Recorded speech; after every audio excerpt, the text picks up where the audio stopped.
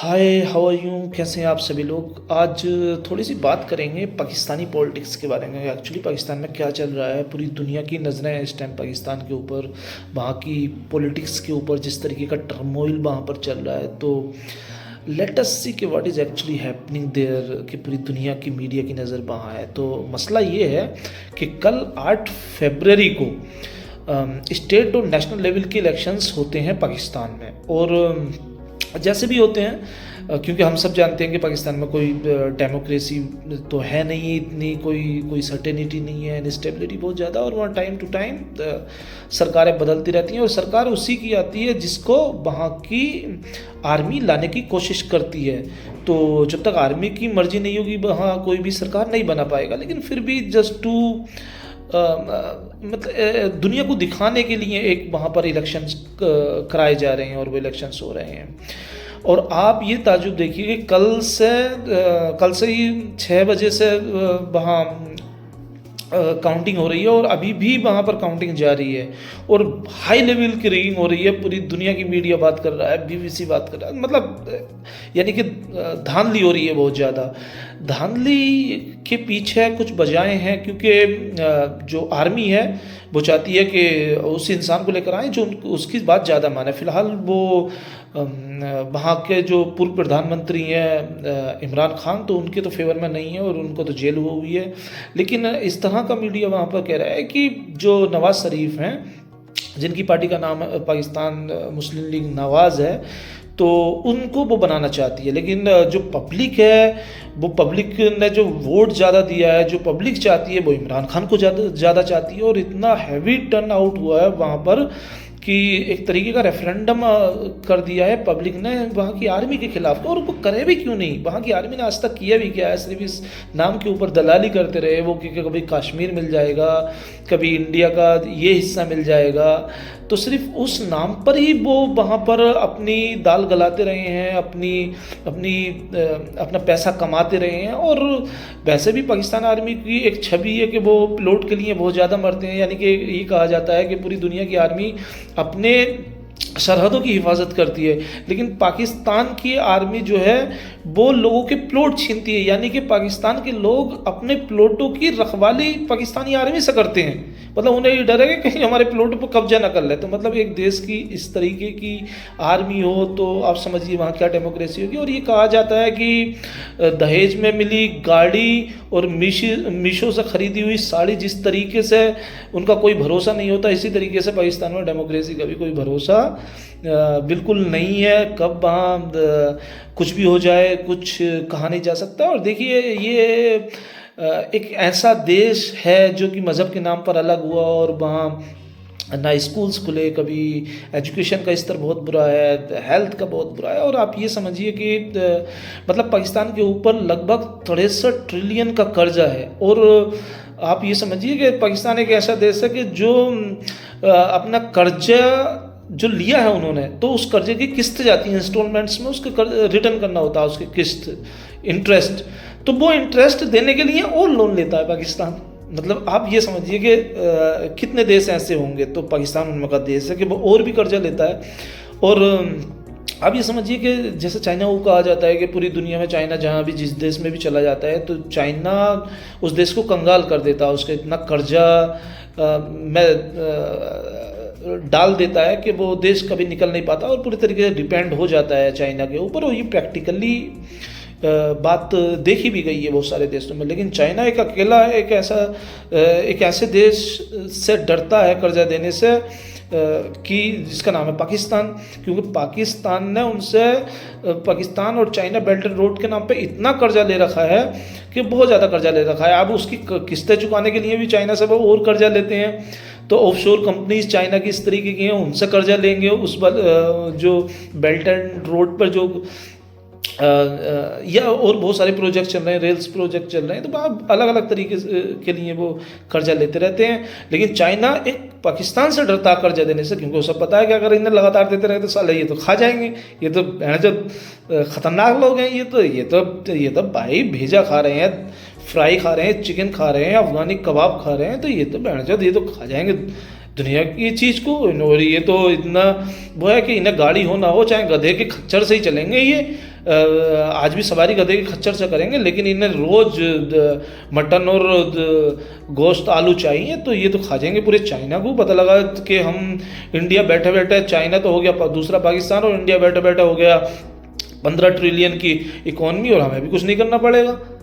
ऐसा नहीं होने जा रहा खैर, लेकिन हमें मेहनत करनी पड़ेगी। लेकिन ये है कि चाइना उनसे बहुत डरता है और बहुत मसला है चाइना के लिए। उनको लोन वो चाइना नहीं देना चाहता। और तो कुल मिला के पाकिस्तान में जनरल्स की चलती है, जो जनरल्स कह देते हैं तो वो होता है, जिसको वो पावर में लेकर आना चाहते हैं वो ले आते हैं, और सब कुछ वही करते हैं। लौट फिर पाकिस्तान शुरू जनरल से होता है, शुरू आर्मी से होता है, और वो खत्म भी आर्मी से होता है। अनफॉर्चुनेटली है, पड़ोसी देश है, अच्छी डेमोक्रेसी होनी चाहिए, लोग अच्छे से रहें, उन्हें भी रोज़गार मिले, लेकिन पाकिस्तान के लोग भी ऐसे हैं। लौट फिर उन्हीं लोगों को कोई उनके खिलाफ बोलता नहीं, कोई आर्मी के खिलाफ इतना बोलना नहीं चाहता, उनसे डरते हैं, दबते हैं, तो इसलिए वो और भी ज़्यादा दबा रहे हैं। तो कुल मिला के हालात बहुत ज़्यादा ख़राब है वहाँ। ओपनली मतलब सबको दिखाई दे रहा है कि किस तरीके की रिगिंग हो रही है, धांधली हो रही है। और इस देश की डेमोक्रेसी पे क्या आप भरोसा कर सकते हैं? आपको लग रहा है कि क्या वो प्रधानमंत्री कोई डिसीजन ले पाएगा? अनफॉर्चुनेटली डिसीजन तो वहाँ की आर्मी ही लेगी, कोई भी। और ये बहुत ही एक कहते हैं डेमोक्रेसी एक मेला होता है, इलेक्शंस डेमोक्रेसी के लिए एक मेला है, लेकिन पाकिस्तान में ये कुछ और है, ये मेला नहीं है, ये सिर्फ दिखाया जाता है, ये कोई डेमोक्रेसी नहीं है, सिर्फ दिखाने के लिए, यूरोपियन कंट्रीज़ को दिखाने के लिए है कि पाकिस्तान को उनसे लोन बहुत सारी चीज़ें लेनी होती हैं, उनको दिखाने के लिए ये इलेक्शंस होता है। अनफॉर्चुनेट है बहुत ज़्यादा, हमें हमदर्दी है पाकिस्तान के लोगों से, लेकिन उन्हें भी खड़ा होना पड़ेगा अपनी आर्मी के ख़िलाफ़, अदरवाइज़ तो वहाँ की आर्मी कुछ नहीं करने देगी, और पॉलिटिशियंस के हाथ में वहाँ पे कुछ भी नहीं है।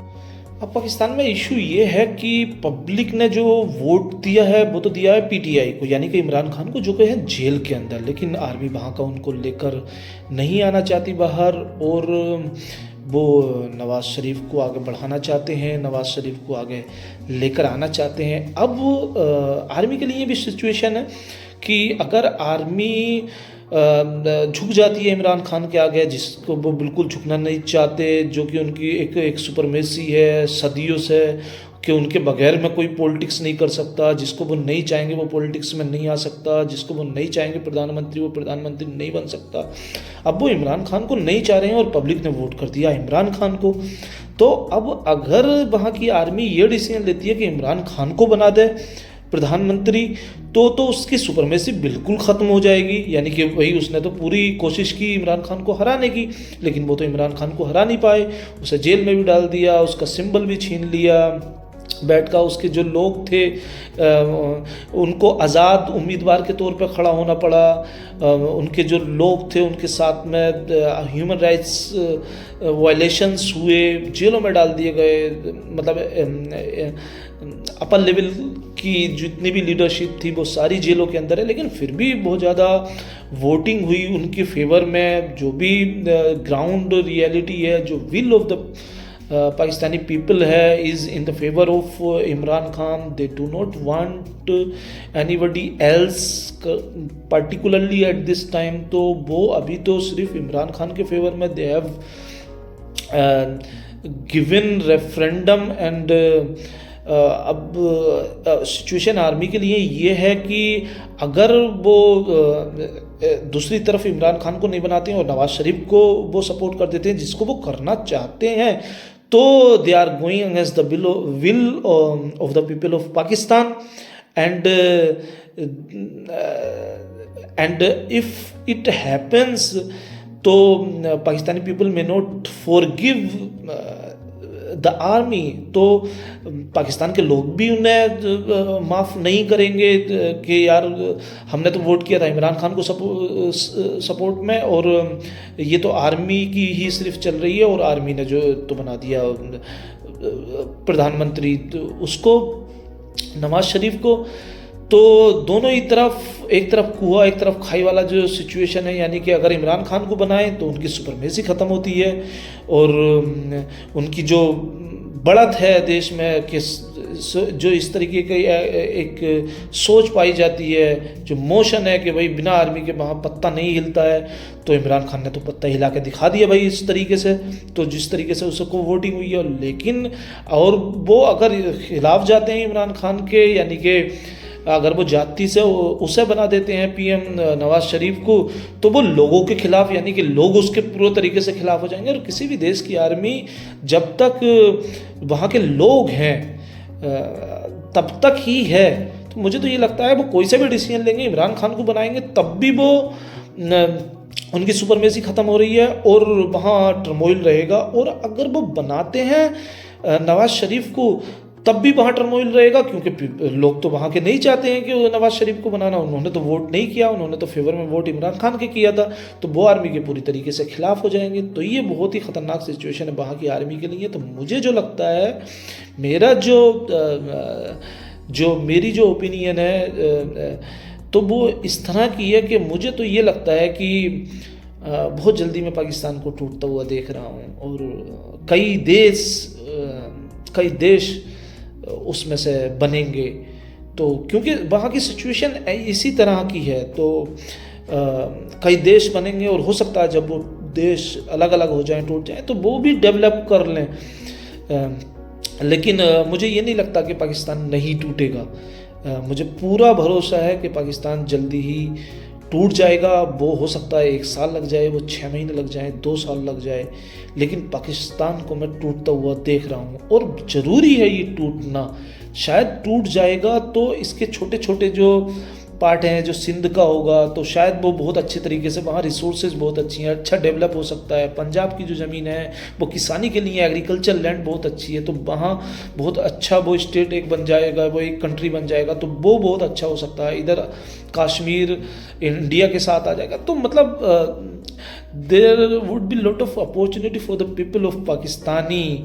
तो मुझे लगता है कि अगर कोई भी डिसीजन लेती है वहाँ की आर्मी, तो मुझे ये लगता है कि पाकिस्तान टूट रहा है। आपको क्या लगता है? Please let me know in the comment box. Bye bye, thank you.